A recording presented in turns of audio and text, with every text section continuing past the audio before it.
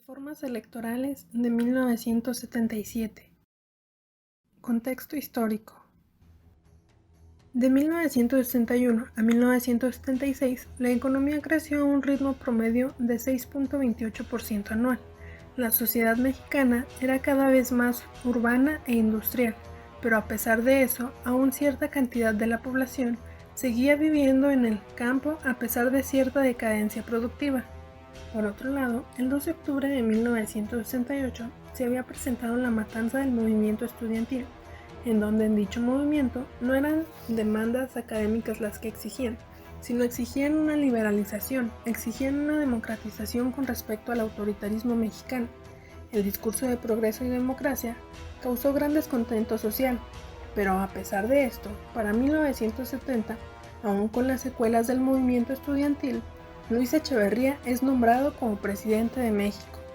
Con la reforma de 1973 se crea la Comisión Federal Electoral para organizar los procesos electorales. De igual forma, con esta reforma se bajó la edad para ser electo diputado y senador. Con esto, el gobierno trató de calmar a los inconformes. En las elecciones de 1976, el Partido Acción Nacional decidió no participar, por lo cual el único candidato en esta contienda fue López Portillo, por parte del Partido Revolucionario Institucional, y por obvias razones es quien resulta ser el presidente de México. Reforma de 1977. La reforma política de 1977 fue promovida por el secretario de Gobernación Jesús Reyes Heroles. El 9 de octubre de 1977 fue presentada al Congreso la iniciativa de reforma constitucional, que abría camino a la sustitución de la Ley Federal Electoral por la nueva Ley Federal de Organizaciones Políticas y Procesos Electorales. La iniciativa de reforma, que modificaba 17 artículos en la Constitución, hacía de los partidos políticos entidades de interés político, en donde estos obtuvieron facultades o derechos para garantizar su existencia. La reforma garantizaba el acceso a los medios de comunicación y financiamiento público, que hoy en día aún se tiene acceso a ello. También amplió las atribuciones de la Comisión Federal Electoral al concederle la facultad de otorgar y retirar el registro a los partidos. Como un dato no menos importante, con la reforma se lograron abrir espacios parlamentarios para la izquierda radical. Por primera vez, el Congreso albergó diputados comunistas, así como también el PAN incrementó el número de diputados federales como evidencia de la pluralidad política alentada por la reforma.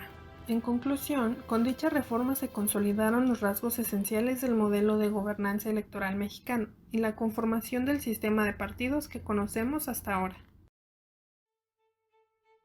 Conforme se fueron aplicando las reformas de 1977, efectos positivos no se hicieron esperar en la política mexicana.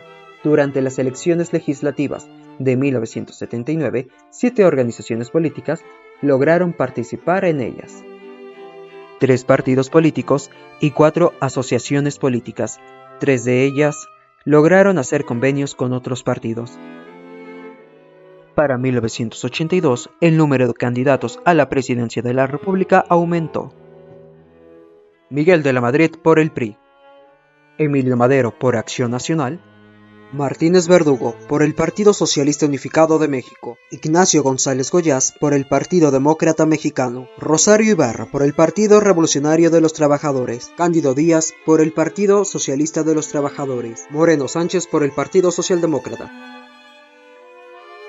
En 1976, el PAN comenzaría a vivir una crisis interna que no lograría vencer para las elecciones legislativas del 79. En ese mismo lapso del tiempo, al principio el PRI lograría una cantidad significativa de votos, que luego no volvería a ver. El único partido que alcanzó una recuperación mínima para 1982 fue el PAN. Las reformas permitieron la dinamización del sistema electoral sin poner en riesgo la hegemonía del PRI, pero posteriormente el partido oficial se vería obligado en 1986 a volver a realizar ajustes en la ley electoral. Desde 1946, el Estado y los partidos políticos vienen estrechando relaciones. Para varios, las reformas del 77 solo confirman lo que ya venía sucediendo.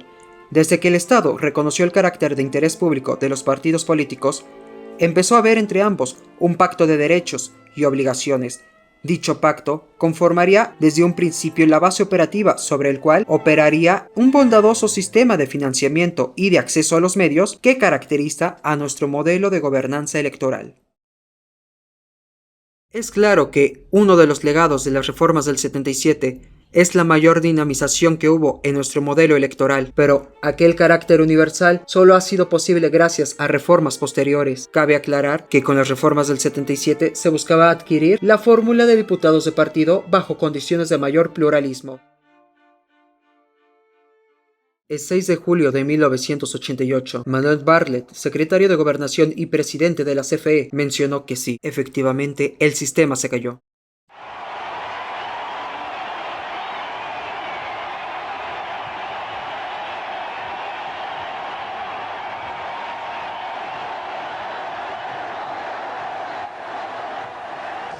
La historia demuestra que los errores políticos siempre se pagan.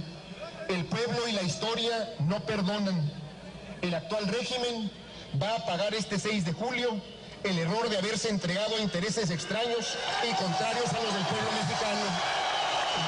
Al ejido La Unión llegaron muchas cartas de puros señores dijuntos, dando gracias por su voto. Hay un compañero que se llama Francisco Vallejo, que murió en 1966, aun sin embargo tal le dan gracias por su voto al PRI. Es que es eterno. Los comisionados de los partidos de oposición reclamaban las fallas del sistema de las computadoras del Registro Nacional de Electores, RNE por sus siglas. José Newman Valenzuela, director del RNE, prometió que tendrían minuto a minuto la información, cosa que jamás sucedió.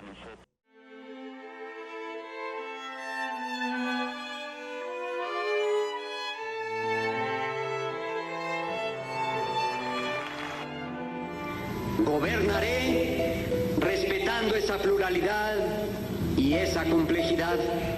Mi propuesta inicial es la siguiente. Convengamos la forma de limpiar la elección. Aceptaré el resultado cualquiera que sea, que surja de comparar los números de las actas de escrutinio, de abrir los paquetes electorales que sean necesarios. Presidente constitucional de los Estados Unidos mexicanos del 1 de diciembre de 1988 al día 30 de noviembre de 1994, el ciudadano Carlos Salinas de Gortari.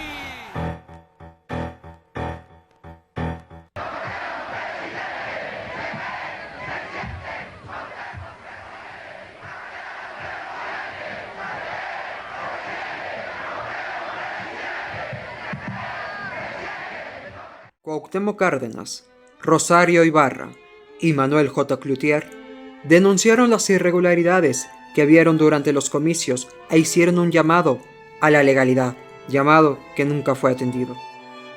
Carlos Salinas de Gortari, ocupando ya el cargo de presidente de la República, en común acuerdo con los líderes del PAN en el Congreso, decidieron quemar las urnas electorales aún a pesar de la oposición de la izquierda. Con ello, se impidió conocer los verdaderos resultados de aquellas elecciones. Los antecedentes de las crisis y reformas electorales que México viviría podemos remontarlos hacia la de 1968, donde el gobierno de Díaz Ordaz reprimió brutalmente al movimiento estudiantil.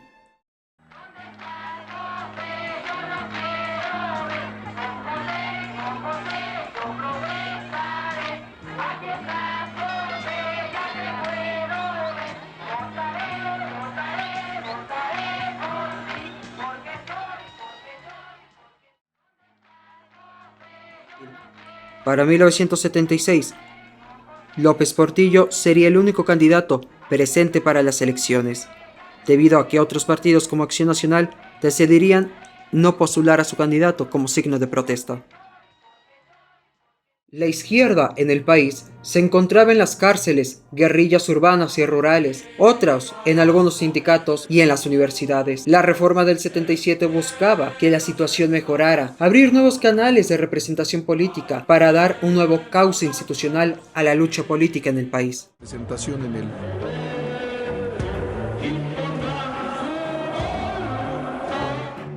Las crisis económicas de 1976 y 1982 fueron factores que debilitaron al partido hegemónico en el gobierno. La segunda forzó al gobierno de la Madrid a llevar un programa tan austero que debilitó varias de las bases principales de su apoyo, por lo que el PRI vio debilitado su potencia como capacidad de influencia. Las medidas que tomó Miguel de la Madrid recortaron severamente el gasto social y los servicios públicos, influyendo de forma negativa en el nivel de vida de los ciudadanos mexicanos. Para 1985, la crisis se había intensificado. En 18 meses, nuestra moneda perdió el 75% de su valor frente al dólar estadounidense. Y por si no fuera poco, en 1986 el PIB cae un 4%. Para 1987, la inflación aumenta hasta un 159% y el ritmo de crecimiento no alcanza al de la población.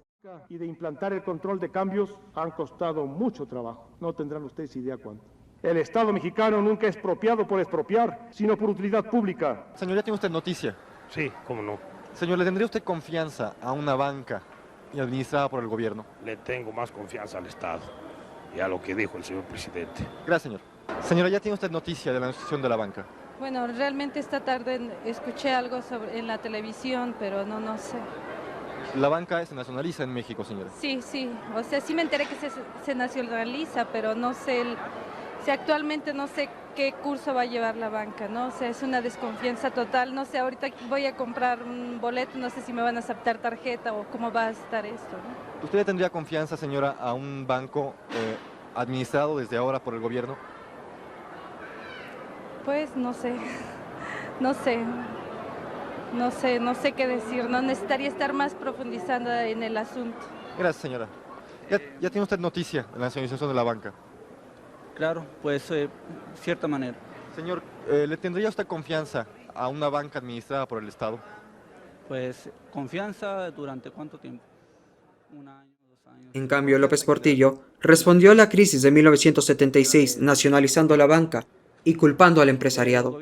Muchos de ellos molestos se terminaron uniendo a las filas del PAN. Gracias, señor. ¿Qué opina de la medida que acaba de anunciar el presidente sobre la nacionalización de los bancos? Muy buena, señor. ¿Por qué? Porque yo creo que nos beneficia al país. ¿Pero en qué sentido? Pues no podría especificarlo, pero yo creo que sí nos beneficia. Todo lo que el señor presidente haga es a favor del pueblo, y si es así, está bien hecho. Yo creo que está bien hecho. ¿Sobre el control de cambios? Sí, lo mismo opino, señor. Señor, ¿tiene usted ya noticia de la nacionalización de la banca? Sí, señor. Señor, ¿tendría usted confianza a una banca administrada por el gobierno? Sí, señor. A mí me parece una medida muy oportuna por parte del gobierno, muy eficaz. Creo que es algo que debería haber hecho no ahorita, sino hace bastante tiempo. Gracias, señor.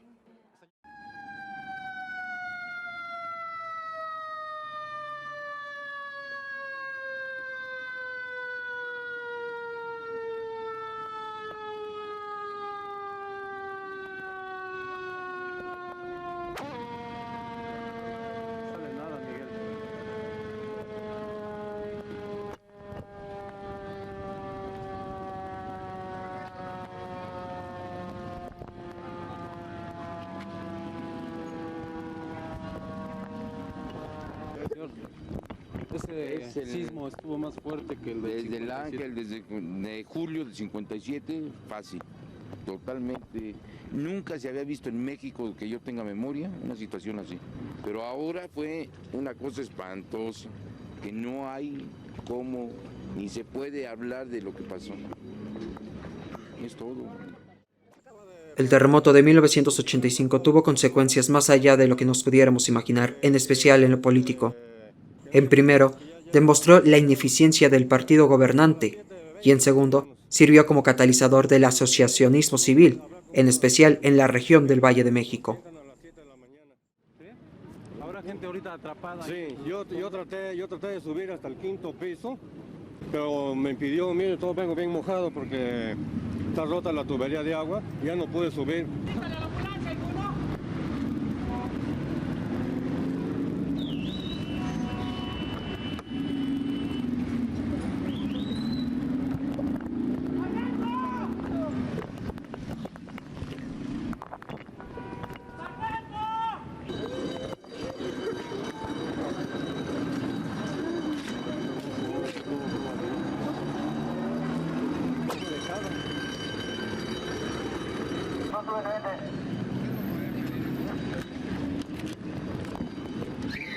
Estimado. ¿Fotos de esto? No, yo no tengo nada. Estoy elaborando varias así. ¿Qué pasó?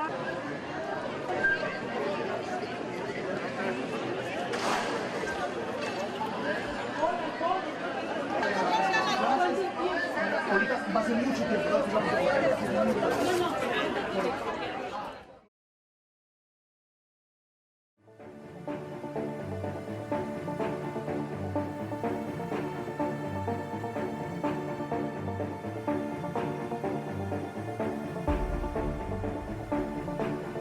No todo dura para siempre, ni tampoco la hegemonía de un solo partido, siendo este el caso del PRI, que comenzaba a fragmentarse desde adentro y a enfrentarse a contrincantes cada vez más serios como el PAN o como el Frente Nacional Democrático, siendo uno de los líderes de este, Cuauhtémoc Cárdenas, y futuro candidato para la presidencia de 1988.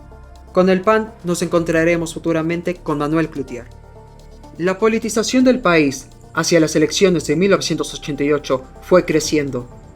Miguel de la Madrid quería que su sucesor fuera Carlos Salinas de Gortari porque veía en él la continuación de su proyecto económico, aun a pesar de que Carlos Salinas no fuera la opción más popular.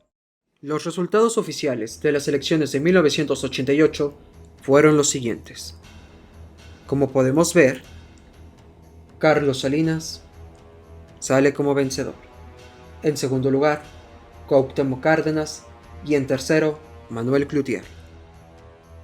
Más de uno sospechó sobre los resultados electorales de 1988, debido a que en algunos lugares donde la competencia fue muy alta, la participación fue inferior al 50%, en cambio, en lugares como Oaxaca, Chiapas, Guerrero, Tabasco, por citar algunos ejemplos, los niveles de participación fueron muy altos y la votación a favor del PRI arrebasó en algunas casillas el 100% de los electores. De acuerdo con Danwer Rustov, la democracia y la democratización son resultados del conflicto político, más que de procesos de cambio económico o cultural. México es un ejemplo de ello.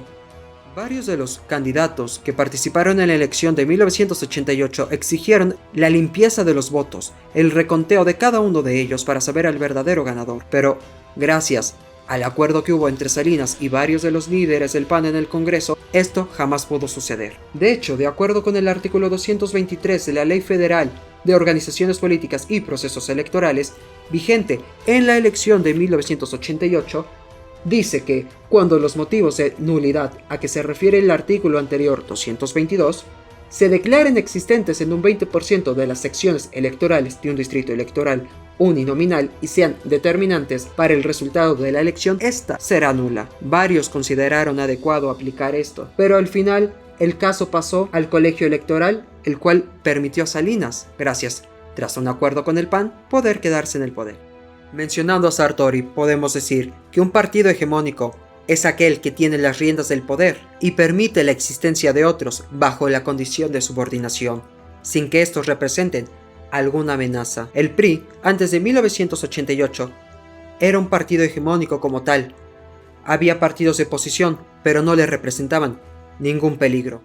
Pero una vez que aquellos partidos de oposición salen de la condición de subordinados, empieza a volverse apremiante para el partido hegemónico cada vez más ganar las elecciones.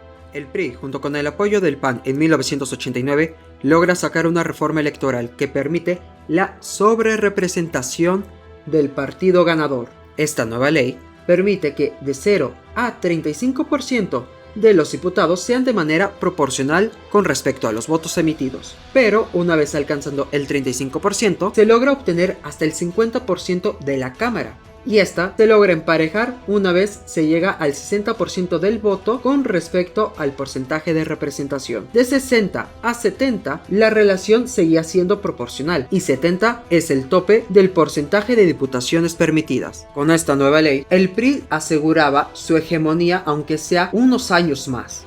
Las elecciones de 1988 sin duda cambiaron el panorama político del país. Salinas dedicó sus primeros años, sus primeros esfuerzos, a destruir y a dividir a sus enemigos políticos principales, como la izquierda en coalición, primero al FEDN y después al PRD, como a líderes corporativistas rebeldes. En lo económico, las líneas de acción se enfocaron más que nada en institucionalizar el Pacto de Estabilidad y Crecimiento Económico, PECE, y renegociar la deuda externa. La administración de Salinas utilizó varios recursos, tanto de la vieja escuela como de la nueva, para detener a sus contrincantes, como el PRD, por ejemplo, al cual le obstaculizó varias de las posibles victorias que este partido hubiera podido tener. Hay que poner especial atención a uno de los programas que utilizó Salinas para ello, el Pronasol, ya que fue muy popular para combatir la pobreza, pero fue un fracaso en el intento. Debido a que el PRI había perdido la mayoría necesaria para hacer reformas por su propia cuenta, tuvo que aliarse con la derecha, así que buscó la manera de aliarse con el PAN. Fue como Salinas, junto con el presidente de ese entonces del Partido de Acción Nacional, Luis H. Álvarez, se comprometieron a respetar las victorias electorales de cada uno. Fue así que Salinas, y en sí todo el PRI, respetó la victoria panista en Baja California en el 89 y posteriormente la victoria panista en Chihuahua en el 92. El PAN gradualmente fue ganando victorias, tal vez pequeñas, pero es un factor importante a considerar, ya que esto le ayudó a cada vez ir conquistando logros más grandes. Aspecto importante a considerar para la alternancia en el año 2000.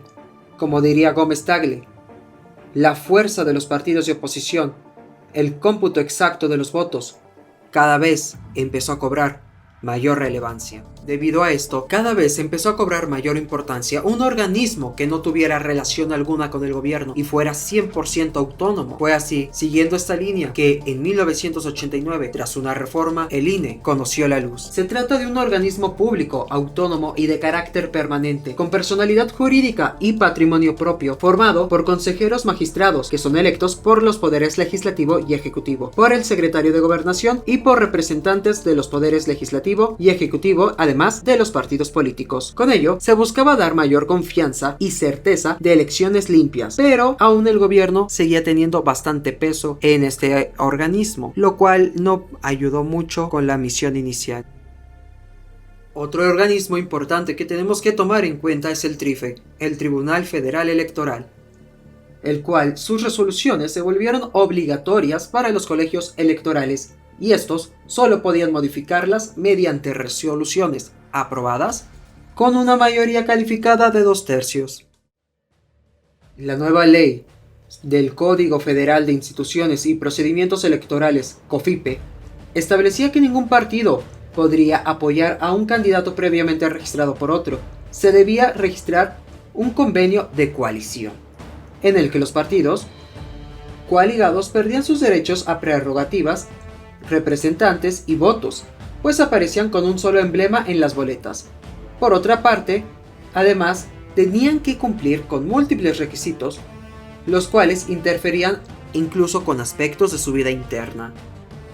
Las élites priistas que gobernaban el país en aquel entonces utilizaban el principio de no intervención para evitar cualquier presión democratizadora. Cualquier intento de esto era considerado una intervención extranjera. Por ejemplo, mantenían relaciones con Cuba cuando el resto de la OEA rompió con el Estado cubano, pero México no lo hizo. Esto le ayudó a mantener cierta autonomía frente a otros países como Estados Unidos. En la elección presidencial de 1994, el gobierno mexicano por fin admitió observadores internacionales. La democracia incompleta se volvió un tema importante de las agendas bilaterales, además de que las dudas de fraude provocadas por las elecciones del 88 ayudaron a una mayor apertura electoral de observadores provenientes de otros países, sin que se tachara esto de alguna intervención extranjera. México ha sido uno de los pocos países en donde su sistema político ha gozado de crecimiento económico, estabilidad política y celebrado elecciones hace más poco ya de 100 años. El relativo éxito del régimen autoritario nacido de la Revolución Mexicana se debe a que ha sabido adaptarse a las circunstancias, cuándo centralizar el poder o cuándo flexibilizarlo lo suficiente. A partir de los 80s comienza a observarse un deterioro de esa hegemonía que gozaba el partido de aquel régimen. además de observarse un mayor activismo desde los estados y municipios que exigían un mayor protagonismo en los procesos y reformas electorales. Aunque la reforma del año 1990 se diseñó e implementó desde un nivel federal, a diferencia de otras reformas, se tomó en cuenta las demandas puntuales de los partidos de oposición, además de otros actores sociales. Hay que hacer un especial enfoque a las reformas electorales del 93 y 94, cuyo impulso estuvo relacionado a las elecciones locales, entre otras como las de San Luis Potosí y Chihuahua, así como el levantamiento zapatista en Chiapas. Es posible identificar 4 aspectos importantes que impulsaron a las reformas del 90, 93, 94 y del 96. Entre ellas están, primero, el entorno internacional en el que México se fue desarrollando. Cada vez más dinámico, México no solo se iba desarrollando de manera más activa con sus vecinos y principales socios económicos, sino con el resto del mundo. Un ejemplo de ello fue el Acuerdo de Cooperación Económica y Política con la Unión Europea. El segundo aspecto es el de los partidos de oposición, que tras cada reforma fueron agarrando mayor fuerza, saliendo de esa condición de subordinación que tenían ante el partido hegemónico. El tercer aspecto es el debut de la sociedad civil mediante organizaciones en la política del país. El cuarto aspecto, la influencia del factor local, que abarca los gobiernos, los partidos, las élites y los distintos actores de la sociedad de aquel nivel. Los estados pueden ayudar en el proceso de innovación de la legislación para programas públicos, lo cual puede ayudar a implementarlos a nivel federal de manera más efectiva. ¿Por qué estudiar las elecciones en un sistema de partido hegemónico?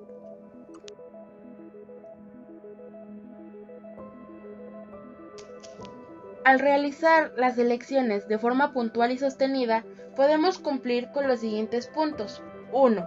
El establecimiento de un método que ayude a distribuir el poder entre los partidos y el partido gobernante. 2. Difundir información acerca del partido gobernante para evitar divisiones dentro de él. 3. Obtener información acerca de los otros partidos oponentes al del régimen. Y 4. Crear métodos que hagan que los opositores pierdan su capital de campaña sin necesidad de recurrir a la violencia.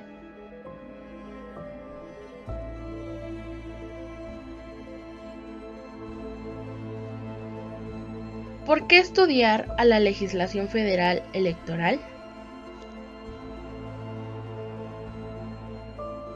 Según autores, existen 2 grupos de instituciones u organizaciones para que un partido hegemónico sobreviva, y son las barreras legales a posibles competidores e instituciones electorales autocráticas.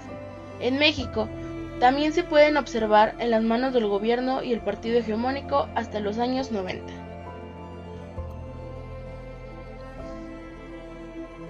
¿Por qué analizar la influencia de los factores sobre las reformas electorales federales?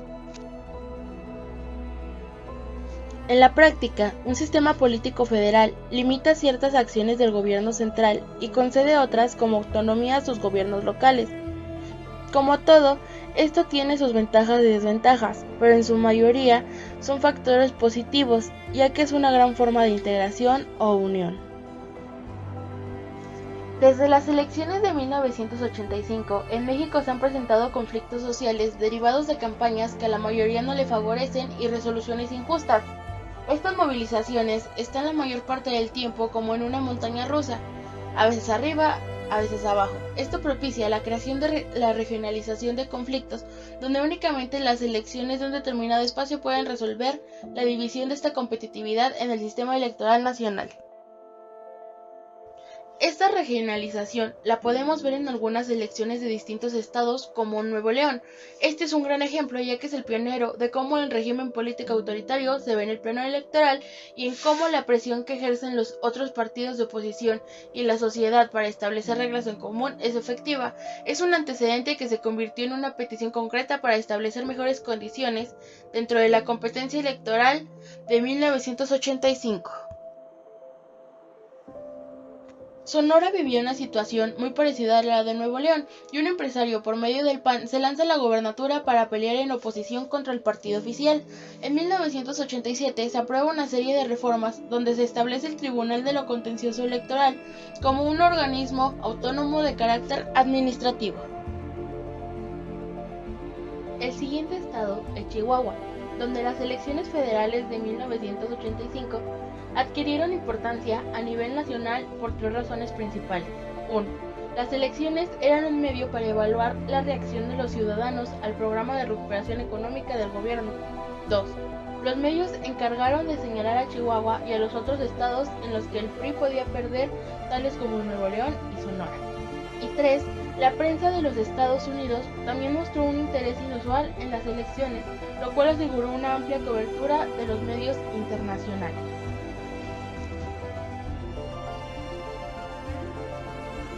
La alternancia política se inició en 1983 en Baja California Sur y fue el primer estado que fue gobernado por un partido diferente al PRI. El candidato ganador fue Ernesto Rufo. Este gobernador, junto con los otros partidos políticos, propiciaron que en Baja California, el 20 de febrero de 1992, se incluyera el modelo de credencial electoral. Este, a la larga, se estableció en toda la República Federal. Las reformas y las elecciones que se dan durante este periodo en la historia mexicana fueron creadas y elaboradas para darle ventaja al partido de régimen, debido que al ser un partido dominante genera un pluripartidismo impuesto por las leyes. El dominio del PRI no solo se ha encontrado en las elecciones y el padrón electoral, sino en todos los demás ámbitos de representación política. Además de ver por la estabilidad y equilibrio dentro de los partidos, las leyes electorales establecen los financiamientos. La crisis de racionalidad fue lo que llevó en primer lugar a la creación de instancias y leyes electorales que dieron una mejor estructura u organización al sistema político. Simplemente es necesario observar los cambios sufridos en las reformas para poder llegar a esta conclusión, ya que anteriormente no seguía ningún ordenamiento de tipo gubernamental, sino uno estipulado mediante negociaciones.